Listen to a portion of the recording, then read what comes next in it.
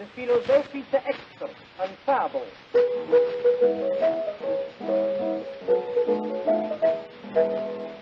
Een ekster stal op zekere morgen een gouden armband van mevrouw. Hij had hem op een plek verborgen, waar men hem niet gauw vinden zou.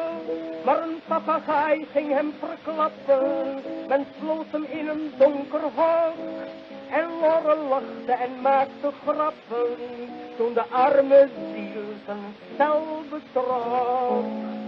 De ekster ging heen en dacht hoe verkeerd, dat heeft hij bepaald van de mensen geleerd.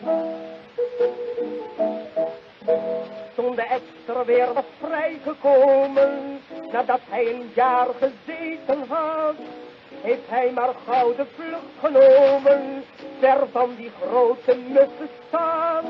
Hij wou een onderkomen vinden, bij een oude vriend of een vriendin.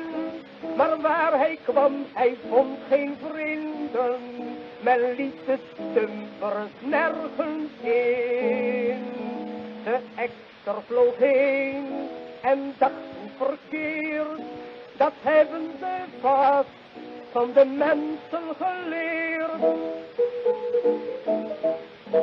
Hij zag in drukke conversatie een troepje eksters in de wei.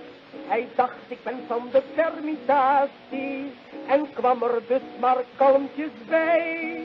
Maar dat bezoek heeft hem gespeten, hij kreeg van alle kanten troep. Men riep, jij hebt een jaar gezeten, laat ons met rust, gemene boel. De ekster vloog heen en dacht hoe verkeerd, dat hebben ze nu van de mensen geleerd.